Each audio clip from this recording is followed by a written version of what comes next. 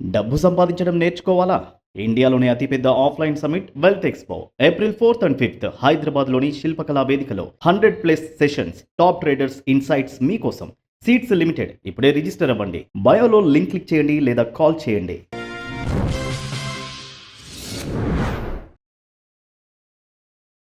Hello sir, welcome to social post. Thanks అండి.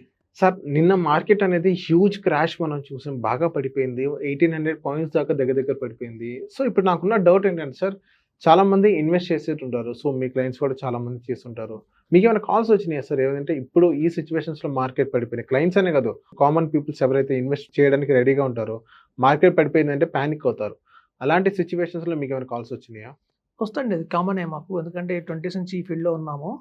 అయితే రీసెంట్గా నిన్న ఒక 1800 మార్కెట్ ఎప్పుడైతే ఫాలో అయిందో, మనకి బెంగళూరు నుంచి ఒక కాల్ వచ్చింది. అయితే బెంగళూరు నుంచి ఒక 30 years అతను కాల్ చేశారనమాట. చేసి అతను చెప్పింది ఏంటంటే, సార్ నేను మీ వీడియోస్ చాలా వింటుంటాను, చాలామంది వీడియోస్ వింటుంటాను అన్ని ఛానల్స్లోటి. సో మీరందరూ బాగా చెప్తారు, మ్యూచువల్ ఫండ్స్ చేయండి, స్టాక్ మార్కెట్లో చేయండి, ఒక లాంగ్ హారిజన్లో ఉంటే మంచి అమౌంట్స్ వస్తాయి చెప్తుంటారు. నేను మా ఫాదర్ని బాగా కన్విన్స్ చేసి, అంటే వాళ్ళ ఫాదర్ బ్యాంక్ మేనేజర్, రిటైర్ అయిన తర్వాత ఒక 50 lakhs అమౌంట్ వచ్చాయి. సో 50 lakhs అమౌంట్ వచ్చిన తర్వాత ఆ 50 lakhsని బ్యాంకులో కాదు డాడీ, ఎఫ్డీ కాదు, నువ్వు ఇప్పుడు బ్యాంకులో ఉన్నావు కాబట్టి నీకు తెలియట్లేదు, బయట మార్కెట్ చాలా బాగా పెరుగుతుంది, మీరు అప్పటి నుంచో ఇన్వెస్ట్మెంట్ చేస్తుంటే ఇప్పటికి చాలా కోట్లు వచ్చి ఉండేవి, అది ఇది చెప్పి వాళ్ళ ఫాదర్ని కన్విన్స్ చేసి మొత్తానికి మ్యూచువల్ ఫండ్స్లో ఇన్వెస్ట్మెంట్ చేశారు. పక్కనే ఒక బ్యాంక్ ఉంటే ఆ బ్యాంక్ బెంగళూరులో కదా, పక్కన బ్యాంక్ ఉంటే ఆ బ్యాంక్ ద్వారా ఇన్వెస్ట్మెంట్ చేశారు. చేసిన ఆ 50 lakhs ఇవాళ చూస్తే అది 43 lakhs వచ్చేసింది. వచ్చినప్పుడు వాళ్ళ ఫాదర్ బాగా ఆయన పిల్లాడిని తిడుతున్నాడు, నువ్వు చెప్పావు అనవసరంగా, నేను చెప్తూనే ఉన్నాను మార్కెట్లో పెట్టకూడదని, పెట్టించావు అనవసరంగా, డౌన్ అయిపోయింది మార్కెట్ కదా అని చెప్పి.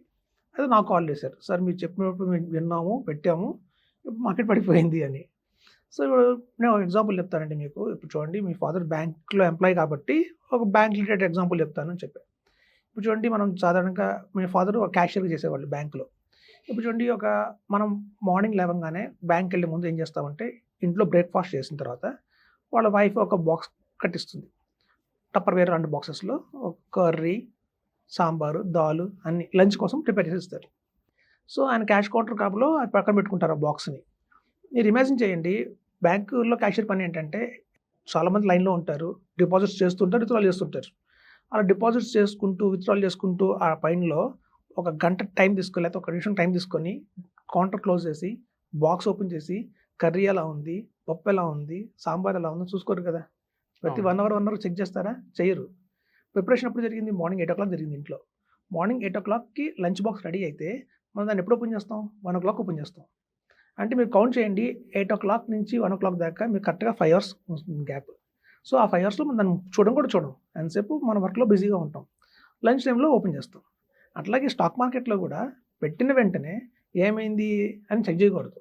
మేము చెప్తాం ముందే, మార్కెట్లో కొంచెం రిస్క్స్ ఉంటాయి, వాలటాలిటీ అనేది ఉంటుంది, 5 years హారిజన్లో ఇన్వెస్ట్మెంట్ చేయండి అని చెప్తాం. ఎవరు చెప్పినా కూడా 5 years హారిజన్లో చెప్తాం. ఎందుకంటే వాళ్ళ పిల్లల ఎడ్యుకేషన్ కోసం కావచ్చు, వాళ్ళ పిల్లల మ్యారేజ్ కోసం కావచ్చు, వాళ్ళ సెల్ఫ్ రిటైర్మెంట్ కోసం కావచ్చు, చాలా హ్యూజ్ గ్యాప్ అనేది ఉంటుంది. ఒక గోల్ ఓరియంటెడ్గా చెప్తాం. సో మనం ఎప్పుడైతే 5 years అని ఒక ఫిక్స్ చేస్తామో టైము, మనం పెట్టింది ఎప్పుడు? 1st August 2024లో పెట్టారు. అంటే చాలా పీక్ ఉన్న టైంలో పెట్టారు. పడిపోయింది, అందుకు అక్కడి నుంచి మాకే పడుతూనే వచ్చింది డ్రాస్టిక్గా. సో మనం 1st August 2024లో పెట్టినప్పుడు 5 years అంటే 1st August 2029. సో 2029 దాకా వెయిట్ చేయాలి. వెయిట్ చేస్తే అప్పుడు మనం పెట్టిన 50 lakhs ఎంత అయిందని చూసుకోవాలి. అది 65 lakhs అవ్వి ఉండొచ్చు, 75 lakhs అవ్వచ్చు, 80 lakhs అవ్వచ్చు. టైం బాగుంటే 1 crore కూడా దాటిపోవచ్చు. సో కాబట్టి మార్కెట్ ఎప్పుడు చూడండి, 1979లో స్టార్ట్ అయింది స్టాక్ మార్కెట్ అనేది. అంటే మనం రౌండ్ ఫిగర్ 1980 తీసుకుందాం.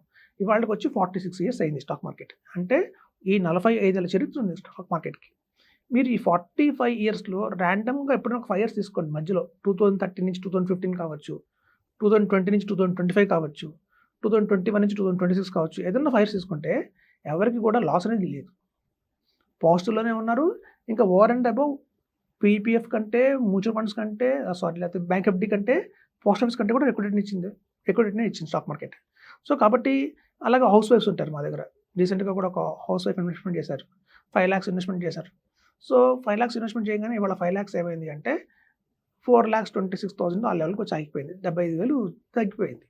ఇప్పుడు వాళ్ళు కూడా క్వశ్చన్ చేస్తారు, సార్ ఏంటి 15% రిటర్న్ వస్తుందని చెప్పారు కదా, 15% ప్రిన్సిపల్ కూడా పోయింది కదా అందరూ ఏంటంటే. సో మేమేం చేస్తామంటే వాళ్ళకి ఎప్పుడైతే ఇన్వెస్ట్మెంట్ చేయిస్తామో జనరల్గా ఒక బ్రోచర్ ఇస్తాం. ఆ బ్రోచర్లో ఆల్రెడీ ఫిక్స్ అయిపోయి ఉంటుంది, ఒక పాంప్లెట్ లాగానే ఉంటుంది. అందులో 5 ఇయర్స్కి, 10 ఇయర్స్కి, 15 ఇయర్స్కి ఎంత రిటర్న్ రావచ్చు అని ఒక ఎస్టిమేటెడ్ ఉంటుంది. సో అందులో మేము ఎప్పుడు కూడా 1 ఇయర్కి 2 ఇయర్స్కి ఇవ్వము. ఎందుకంటే 1 ఇయర్స్ 2 ఇయర్స్కి మనం చెప్పలేము, మార్కెట్ని గెస్ చేయలేము. అట్లీస్ట్ 5 ఇయర్స్ అయితే కానీ మనకి ఒక ఐడియా ఉంటుంది. సో ఈవిడ హౌస్ వైఫ్ కాబట్టి ఈవిడ ఒక మంచి ఎగ్జాంపుల్ ఇచ్చాను. మీరు చూడండి, ఒక రైస్ వండుతున్నప్పుడు మనం వెజల్లో రైస్ పెట్టి వాష్ చేసి కుక్కర్లో పెట్టిన తర్వాత ఎంతసేపు వెయిట్ చేస్తారు? 20 మినిట్స్ వెయిట్ చేస్తారు. ఫస్ట్ 5 మినిట్స్ హీట్ ఎక్కాలి, వాటర్ లోపల హీట్ ఎక్కాలి. అలా హీట్ ఎక్కిన వాటర్ ముందు ఆవిరిగా మారి ఒక 15 మినిట్స్కి విజిల్ అవడం మొదలు పెడుతుంది. ఒక విజిల్ కౌంట్ చేసుకోవాలి, 3 విజిల్స్ 4 విజిల్స్ కౌంట్ చేయాలి. విజిల్స్ అయిపోగానే తీస్తామని తీయం, మళ్ళీ అందులో ప్రెషర్ అంతా తగ్గిపోవాలి. సో 25 మినిట్స్ పడుతుంది కుక్ అవడానికి. సో అట్లా ఎట్లయితే ఒక ప్రాసెసింగ్ ఉంటుందో ఈవెన్ మ్యూచువల్ ఫండ్స్ ఇన్వెస్ట్మెంట్ కూడా, అది మ్యూచువల్ ఫండ్స్ కానివ్వండి, పిఎంఎస్ కానివ్వండి, ఏఎఫ్ కానివ్వండి, ఎస్ఐఎఫ్ కానివ్వండి, ఎనీ ఈక్విటీ రిలేటెడ్ ఇన్వెస్ట్మెంట్ ఒక టైం ఉంటుంది. ఒక 5 ఇయర్స్ అనేది మినిమం టైం ఉంటుంది. ఆ మినిమం 5 ఇయర్స్ అయిపోయిన తర్వాత చూసుకోవాలి మనకి ప్లస్లో ఉన్నామా మైనస్లో ఉన్నామా అని చెప్పి. సో మనం ఊరికి ఎట్లయితే కుక్కర్ పెట్టిన వెంటనే చూస్తే ఉడకదు, ఆఫ్ బాయిల్డే ఉంటుంది రైస్. సో అట్లాగే స్టాక్ మార్కెట్లో కూడా పెట్టిన వెంటనే ఏమైంది అని చూడకూడదు. సో అట్లీస్ట్ మనం కనుక ఒక టైం గ్యాప్ ఇస్తే, ఒక 5 ఇయర్స్ టైం హారిజన్ కనుక ఇస్తే డెఫినెట్గా అది మనకి ఎక్సలెంట్ రిటర్న్ వస్తుంది.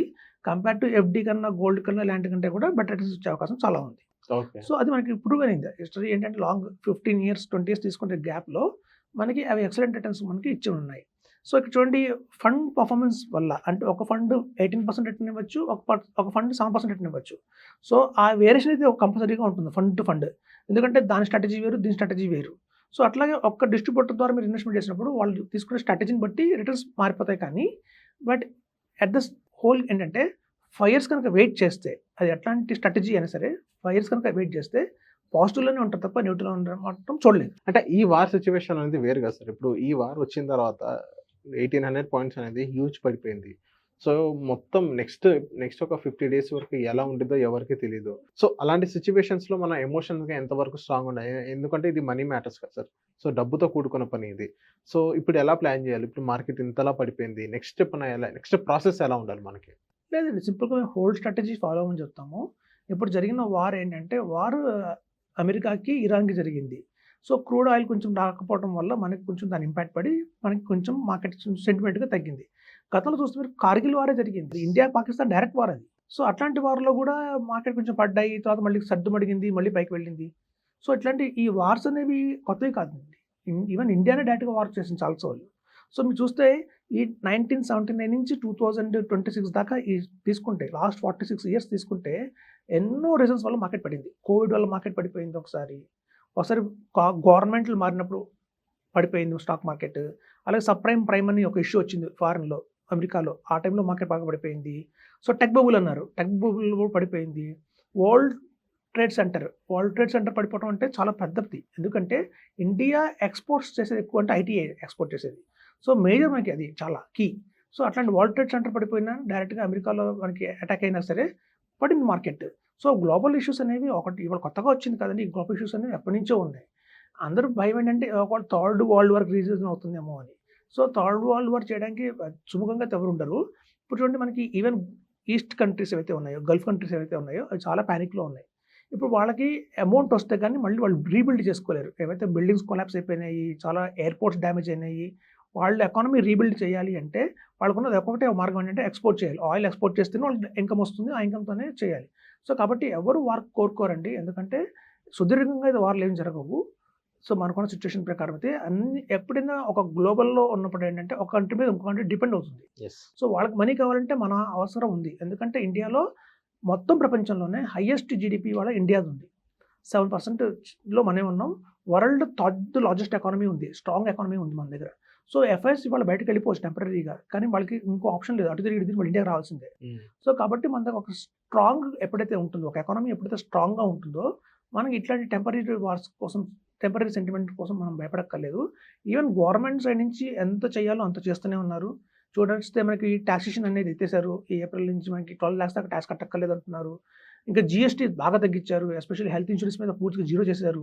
జిఎస్టీ తగ్గించడం అంటే చాలా గొప్ప మాట అది. సో మనకి ఏంటంటే ఈ డిపెండెన్సీ ఆఫ్ ఈ ఎల్పిజి మీద తగ్గిస్తున్నారు డ్రాస్టికల్గా. ఇప్పుడు చాలామంది అవేర్నెస్ నార్త్లో అయితే ఈ ఎలక్ట్రిక్ స్టవ్స్ మీద చాలా డిమాండ్ పెరిగిపోయింది.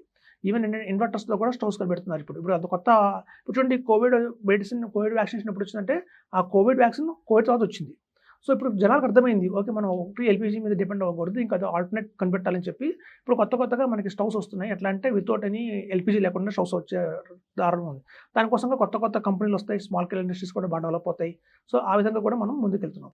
సో కాబట్టి ఏంటంటే ఒక ఆపర్చునిటీని తీసుకుంటున్నారు. ఏంటంటే ఒక ఫాల్ వస్తున్న తర్వాత ఈ ఫాల్ నుంచి మనం ఎలా బయటపడాలి అనేది ఒక ఆపర్చునిటీగా వచ్చి ఆ ఆపర్చునిటీ నుంచి మళ్ళీ క్రియేట్ అవుతుంది. మళ్ళీ ఒక బిజినెస్ అనేది కొత్త బిజినెస్ అనేది క్రియేట్ అవుతుంది. సో కాబట్టి ఇదంతా ఒక మంచిగానండి. సో అదేంటంటే బై 2028 కల్లా కూడా ఇండియా మనకి మంచి షైనింగ్ వెళ్తుంది. 5th నుంచి మనం థర్డ్ పొజిషన్కి వెళ్ళే అవకాశం ఉంది.